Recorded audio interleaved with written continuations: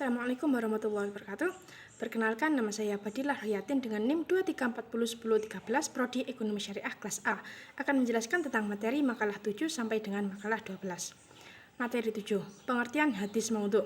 Maudhu' berarti menggugurkan, meninggalkan, dan memasukkan. Sedangkan secara istilah, hadis maudhu' adalah sesuatu yang dinisbahkan kepada Rasulullah dengan cara mengada-ngada dan dusta. Hadis ini tidak pernah beliau sabdakan, kerjakan maupun takrirkan. Hadis maudhu' adalah hadis kontroversial yang dibuat seseorang dengan tidak mempunyai dasar sama sekali. Kriteria hadis maudhu'. 1. Periwayatnya dikenal sebagai pendusta. 2. Periwayatnya mengakui sendiri membuat hadis tersebut. 3. Ditemukan indikasi yang semakna dengan pengakuan orang yang memasukkan hadis. Macam-macam hadis maudhu'. 1. Hadis yang bertentangan dengan Al-Quran, yakni hadis yang menyimpang dari aturan Al-Quran dan mengandung informasi yang salah. 2. Hadis yang mengandung cacat sanad. 3. Hadis yang mengandung cacat matan. 4. Hadis palsu untuk kepentingan politik atau sosial. Materi 8. Sejarah Imam Hadis dan karyanya. Sejarah Imam Bukhari. Imam Bukhari nama lengkapnya adalah Abu Abdullah Muhammad bin Ismail bin Ibrahim bin Al-Mughirah bin Bardizbah Al-Jufri Al-Bukhari. Lahir pada tanggal 13 Syawal 194 Hijriah di Bukhara, Uzbekistan, Asia Tengah. Ayahnya Ismail bin Ibrahim adalah seorang ulama yang dikenal kesalehannya. Imam Bukhari menjadi yatim sejak kecil dan menderita kebutaan yang kemudian sembuh setelah doa ibunya dikabulkan. Imam Bukhari mulai studinya sejak usia 10 tahun. Pada usia 16 tahun, dia sudah menghafal dan menguasai buku-buku seperti Al-Mubarak dan Al-Waqi. Bukhari belajar dari banyak guru, termasuk Syekh Ad-Dakhili di Bukhara. Pada usia 16 tahun, ia melakukan perjalanan ke Mekah dan Madinah. Kemudian belajar dari para ulama hadis terkemuka seperti Ali bin Al-Madini, Ahmad bin Hanbal, Yahya bin Ma'in, dan lain-lain. Dia juga terkenal karena kecerdasannya dan kemampuannya untuk menghafal yang luar biasa, menghafal ribuan hadis dan menguasai ilmu hadis secara mendalam.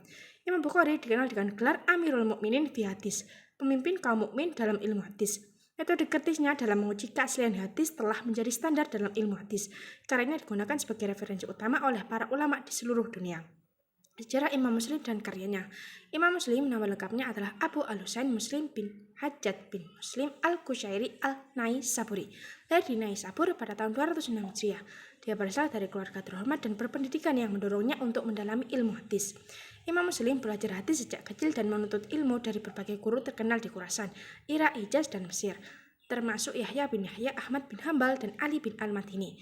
Dia juga sering berguru kepada Imam Bukhari. Sahih Muslim bersama dengan Sahih Bukhari merupakan kitab hadis paling sahih yang digunakan sebagai referensi utama dalam ilmu hadis dan fikih. Metode Imam Muslim dalam menyusun dan menyaring hadis juga sangat dihargai dan diikuti oleh para ulama. Sejarah Imam Tirmidzi dan karyanya. Imam Tirmidzi nama lengkapnya adalah Abu Isa Muhammad bin Isa bin Saurah bin Musa bin Adha As-Sulami At-Tirmidzi. Lahir pada tahun 209 Hijriah di kota Tirmizi. Sejak kecil, ia gemar mencari ilmu dan menghafal hadis. Imam Tirmidzi belajar dari banyak guru terkenal seperti Imam Bukhari, Imam Muslim, dan Imam Abu Daud. Dia mengembara ke berbagai negeri untuk belajar dan mengumpulkan hadis. Kitab Sunan At-Tirmidzi adalah salah satu dari 6 kitab hadis utama dalam Islam. Imam Tirmidzi juga dikenal karena penelitiannya yang mendalam dan metodologi yang diteliti dalam mengumpulkan dan menyaring hadis. Sejarah Imam Nasa'i dan karyanya. Imam Nasa'i nama lengkapnya adalah Ahmad bin Shu'aib bin Ali bin Sinam bin Bar bin Ad-Dinar Abu Abdurrahman Al-Nasa'i. Lahir pada tahun 215 Hijriah di Nasa, Khurasan. Dia dikenal sebagai seorang ulama hadis terkenal dengan sikap yang sangat teliti. Imam Nasa'i belajar dari banyak guru terkenal dari berbagai negeri. Dia sangat teliti dalam mengumpulkan dan menyaring hadis. Kitab Sunan An-Nasa'i adalah salah satu dari 6 kitab hadis utama dalam Islam. Metodologi teliti Imam Nasa'i dalam mengumpulkan dan menyaring hadis membuat karyanya sangat dihargai oleh para ulama dan digunakan sebagai referensi utama. Materi 9. Pengertian asbabul wurud. Asbab al-wurud dapat diartikan sebagai sebab-sebab datangnya sesuatu konteks historiotas, baik berupa peristiwa-peristiwa atau pertanyaan-pertanyaan yang lainnya yang terjadi pada saat hadis tersebut disabdakan oleh Nabi. Macam-macam dan contoh asbab al-wurud. 1. Sebab yang berupa ayat Al-Quran. Maksudnya ayat Al-Quran menjadi penyebab Nabi mengeluarkan hadis. 2. Sebab yang berupa hadis. Maksudnya terdapat suatu hadis, namun sebagian sahabat kesulitan memahaminya, maka kemudian muncul hadis lain yang memberikan penjelasan terhadap hadis tersebut. 3. Sebab yang berupa perkara yang berkaitan dengan para pendengar di kalangan sahabat Nabi. Materi 10. Pengertian tahammul wal al-adha. At-tahammul adalah menerima dan mendengar suatu periwayatan hadis dari seorang guru dengan menggunakan beberapa metode tertentu.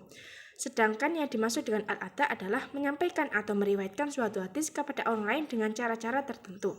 Perbedaan tahammul wa al-adha. Terdapat perbedaan mendasar antara tahammul wal al-ada. Tahammul hadis adalah penjelasan mengenai cara para periwayat dalam mengambil atau menerima hadis dari gurunya. Adapun al-ada adalah penjelasan mengenai cara-cara menyampaikan hadis yang diterima oleh para periwayat hadis dari syekh atau gurunya. Metode tahammul wal al-ada. Al-sama, mendengar langsung dari gurunya, didiktekan atau disampaikan dalam pengajian oleh gurunya. Al-qiraah, membaca hadis di hadapan guru berdasarkan hafalan atau membaca suatu kitab. Al-ijazah, guru memberikan izin kepada seseorang untuk meriwayatkan hadis baik secara lisan maupun tertulis. Al-munawalah, guru menyerahkan kitab hadis atau lembaran-lembaran catatan hadis kepada murid-muridnya. Al-mukatabah, guru menulis hadis diriwayatkan kepada orang-orang tertentu. Al-i'lam, guru memberitahukan kepada muridnya hadis atau kitab hadis yang telah diterima dari periwayatnya. Al-wasiyah, guru berwasiat kepada seseorang agar kitabnya diserahkan kepadanya ketika guru itu meninggal. Al-wijadah, seseorang yang tidak melalui al-sama dan ijazah mendapat hadis yang ditulis oleh periwayatnya, baik semasa atau tidak, pernah bertemu atau tidak. Materi 11. Pengertian jarh wa ta'dil. Ilmu jarh wa ta'dil adalah cabang ilmu hadis yang membahas tentang penilaian baik dan buruk cacat dari seorang rawi, penyampaian hadis dan hadis yang disampaikan.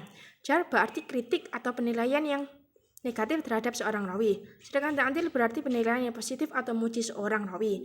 Kedua konsep ini digunakan oleh para ulama hadis untuk menentukan kredibilitas seorang rawi dan kualitas hadis yang disampaikan. Macam-macam jarh wa ta'dil. 1. Kitab yang hanya menjelaskan kesikohan perawi. 2. Buku yang hanya menjelaskan kelemahan dan kecacatan perawi. 3. Buku yang menjelaskan kesikohan dan kelemahan perawi dari aspek lain. Ilmu jarh wa ta'dil ini dipergunakan untuk menetapkan apakah periwayatan seorang perawi itu bisa diterima atau harus ditolak sama sekali. Materi 12. Pengertian takhrij hadis. Takhrij menurut istilah ahli hadis diantaranya mempunyai pengertian mengemukakan letak asal suatu hadis dari sumbernya yang asli, yakni berbagai sumber kitab hadis dengan dikemukakan sanadnya secara lengkap untuk kemudian dilakukan penelitian terhadap kualitas hadis bersangkutan. Pengertian takhrij tercakup di sini seperti kegiatan penelitian terhadap satu hadis tertentu atau satu tema tertentu ataupun dalam kitab tertentu. Kelengkapan sanad serta matan hadis mutlak hukumnya untuk orang-orang yang ingin meriwayatkan suatu hadis. Langkah-langkah takhrij hadis. 1. Untuk mengetahui asal-usul riwayat hadis yang akan diteliti. 2. Untuk mengetahui seluruh riwayat bagi hadis yang akan diteliti. 3. Untuk mengetahui ada atau tidaknya syahid atau mutabi' pada hadis yang diteliti. Metode takhrij hadis. 1. Takhrij melalui lafaz yang terdapat dalam matan hadis. 2. Takhrij melalui lafaz pertama matan hadis. 3. Takhrij melalui periwayatan pertama sanad pada tingkat sahabat. Sekian yang dapat saya sampaikan. Apabila ada kurang lebihnya, saya mohon maaf yang sebesar-besarnya. Saya akhiri. Wassalamualaikum warahmatullahi wabarakatuh.